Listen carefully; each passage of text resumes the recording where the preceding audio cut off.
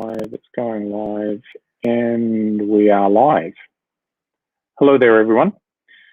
Thanks for joining us today. My name is Sam Williams, and I am a digital change agent. And with me is Drew. Yes, I'm Drew McCarty, a coronavirus refugee and Accelerate advocate. Welcome to today's session. Great. And as always, please share your thoughts and any comments below. In episode 3, we wanted to discuss of the series that we're putting together, which is here to chronicle what's been going on as part of the COVID-19 pandemic. We wanted to discuss how we're trying to make sense of what's next and what it means for our professional lives. So a lot of things have changed in the last 4, nearly 5 weeks that we've been in lockdown. You can see the disheveled look is now the norm for business. Drew, what have you noticed, apart from, of course, the goatee? Yes, and this, I think facial hair has been a problem on my end as well. Well, I think the most interesting thing in the last week has definitely been people's attitudes towards the relaxing of the lockdown in New Zealand and what it means for the future. I think there's been a lot of excitement and hope, which is good, but equally our move to level 3 doesn't change things on a scale that I think a lot of people are expecting. So managing that moving forward will be very important, both for individuals and I guess, for the government in terms of leading people's expectations. I think one of the other important conversations that we need to be having, and I had a brief chat with some family members this week about, was the lack of discussion around the mental health effects of lockdown and this sort of, wider pandemic challenge that we're facing. I know there's a lot of talk around mental health in relation to unemployment and these kind of issues, but really there hasn't been a lot of discussion yet around the mental health, depression, anxiety effects of the current lockdown and how people have been feeling. We certainly seeing a lot of good stories, and I think one of the really cool things in New Zealand has been all the people sending in videos of themselves dancing and playing sports to the news and that kind of thing. But there is a really important conversation that we need to be having around the challenges that people are facing personally, and how we help to support people and help them through times where there's so much uncertainty that doesn't help. And for you, Sam, what have you noticed? I guess I'd like to say, like everyone, it's becoming more and more difficult to read the news. With every day you wake up and you see more people dying, more people infected. Yes, there are glimmers of hope there. However, it is a challenge in terms of just, especially in the context of mental health and being in isolation. It's hard work to wake up in the morning and the first thing you're going to look at is more death, more uncertainty, more difficulty. So I noticed that it's becoming harder to remain motivated. I think that there was a period while working from home in this isolated fashion was a novelty. Certainly it is different if you've got kids, and it's different depending on how old those kids are as to how you cope with it. So again, in the context of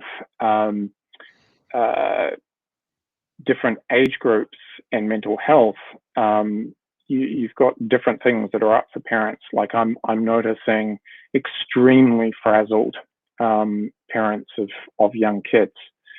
I'm noticing even more bored teenagers coming up with more and more exotic challenges.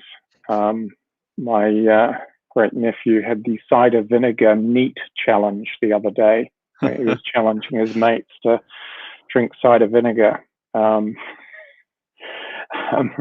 and undiluted. So yeah, motivation, and then, I mean, speaking of ludicrous challenges and the difficulty of reading the news, you know, it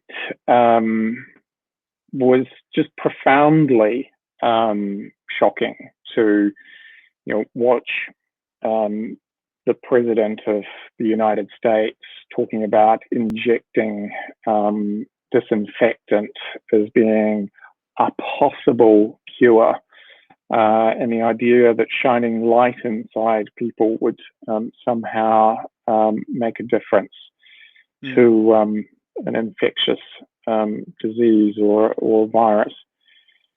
And it's just an absolute new low in terms of the surreal and incredulity of this whole thing. And it does feel very much like you're in some sort of Twilight Zone special. Yeah, I wouldn't ordinarily have wanted to mention something like it, but I think it is something that will define his presidency. That's what he will become known for. And, you know, the shaking of people's heads, the whole idea of it just pales. Yes, it's been an interesting week on the news. That statement of his certainly shocked me to a whole nother level as well. So yes, I'm totally there with you on that one. With respect to, I guess, the focus on the business and professional side of things, what have you sort of discovered in the last week or so, Sam, that stood out for you? Yeah, look, I think looking at The Economist and how they're interpreting what's on the other side of this. So they made several predictions around the sort of significance or the profoundness of change that there is going to be as a consequence of the pandemic. And the most significant that is relevant to me and I guess to all of us is around how digital change is going to be accelerated.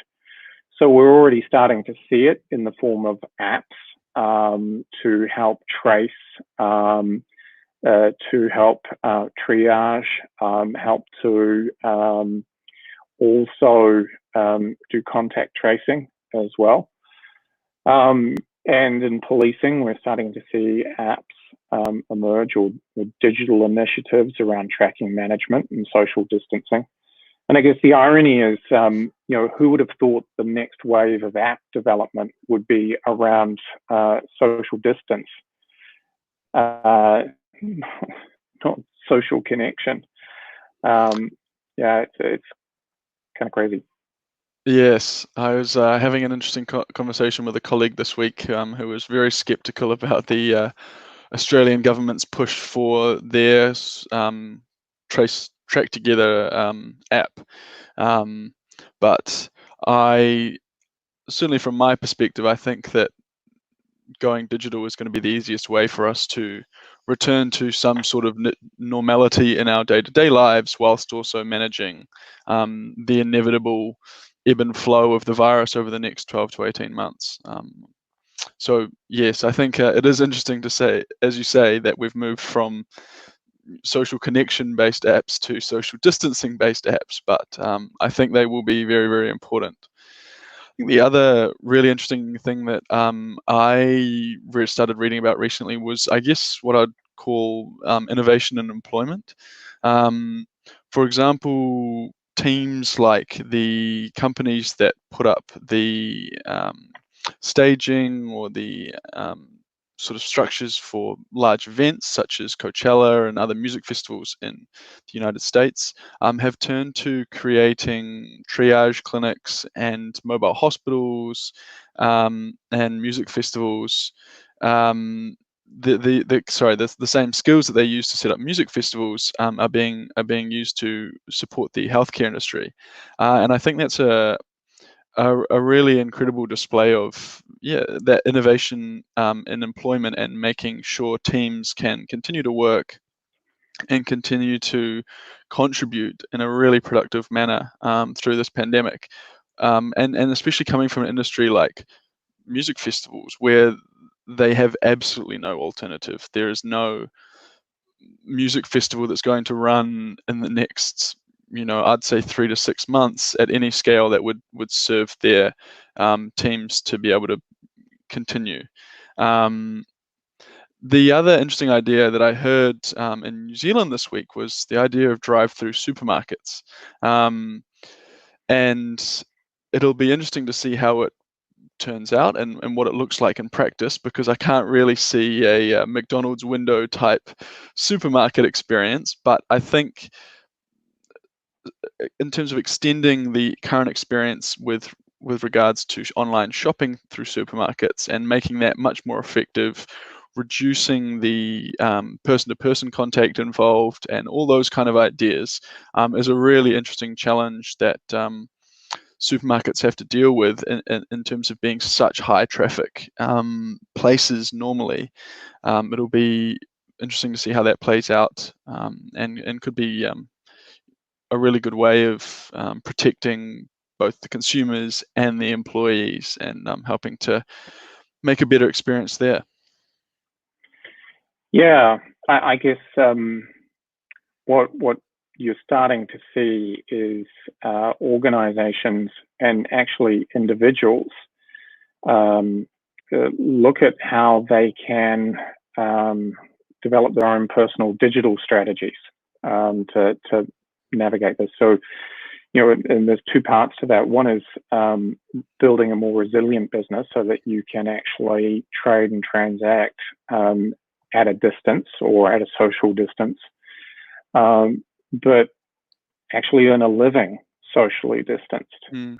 So, one of the things that's really noticeable in New Zealand is how backward comparatively retail is here in relation to online shopping and stores and transacting digitally. It's actually easier for me to purchase something from the States on Amazon than it is to buy something locally here right now. And it's dumb, wanting to replace my induction cooktop frying pan. The kitchen shops are closed here, and none of the online stores in New Zealand stock induction cooktop fry pans. So I have to go to the States to buy that. Yeah. I mean, yeah, I think the thing I'd jump in quickly to say there is also the idea that a lot of our small stores have no digital capability whatsoever. For example, thinking about those that could have supplied through the lockdown, small grocery stores, butchers, bakers, etc., who potentially could have had some revenue stream through this level 4 lockdown, but haven't been able to because they can't transact online and they can't do contactless deliveries. There's a lot of opportunity there to help those businesses step into the digital realm and be able to move forward in a way that also helps them, be more sustainable in times of normality. Yeah, and I think the other side to it too is, of course, you have lots of people saying, well, I'm a services business. How can I possibly make money online or transact online?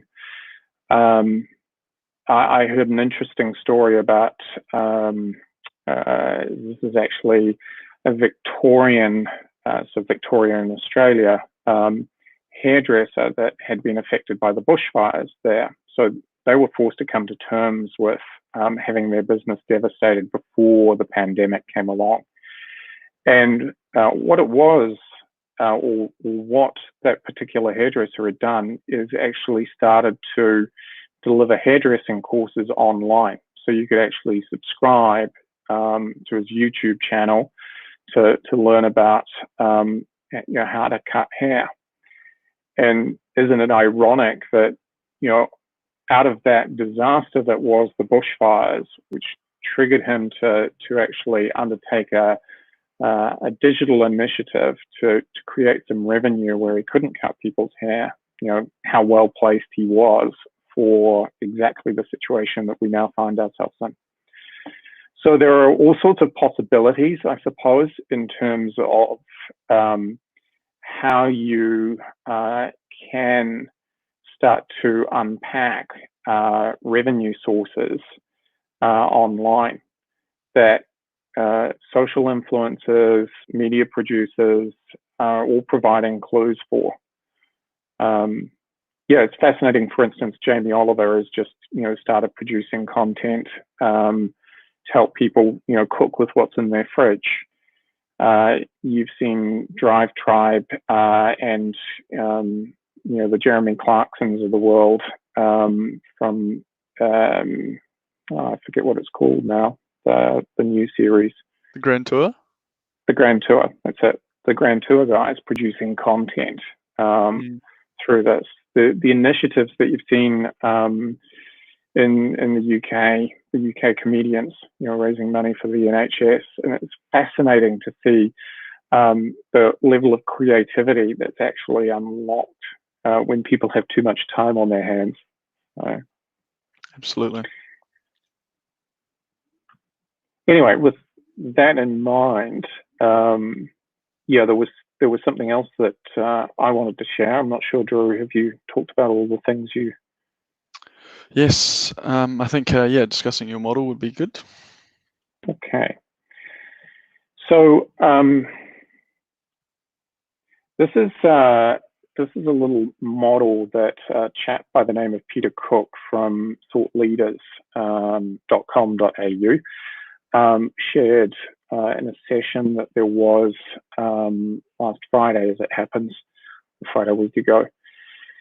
And it's really looking at having business conversations during a pandemic. There's a lot of debate at the moment about what's appropriate to do in terms of your sales and marketing efforts while people are in lockdown or they're socially distanced. And this was quite a useful model to me to start thinking about the groups of people and the categories that they kind of fall into. So you've got at the top of the triangle, or in one segment of the triangle, those that are thriving. Below them, those that are in the situation where business is steady, and I would define that potentially as being businesses at the same level as it was last year, or it's less than 10% down on last year. Then you have the group that are surviving, and that's where their business is probably 10% down to 30% down. And what it potentially means is that they're having to restructure in some way, shape, or form. And then you've got the group where business is down in excess of 30%. And it's fair to say that those are the ones that are drowning. And with 22 million unemployed in the States, there are a lot of people that are now in the drowning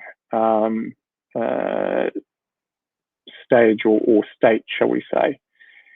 And I think that when it comes to having a business conversation, especially in the context of selling or marketing or discussing what's going on, it's really relevant to understand where your audience is at in relation to this thriving, steady, surviving, drowning state.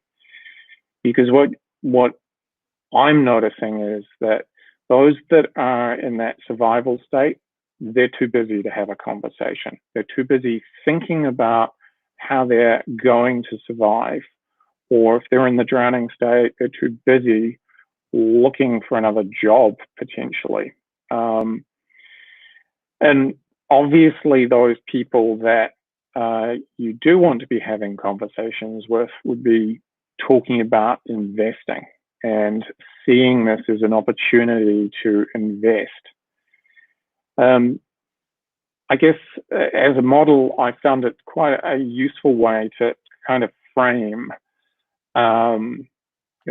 my thinking in terms of what's an appropriate thing to do with any given campaign that there might be, or just even having investment discussions and talking to people about their professional development. Drew, I don't know whether you've got some thoughts.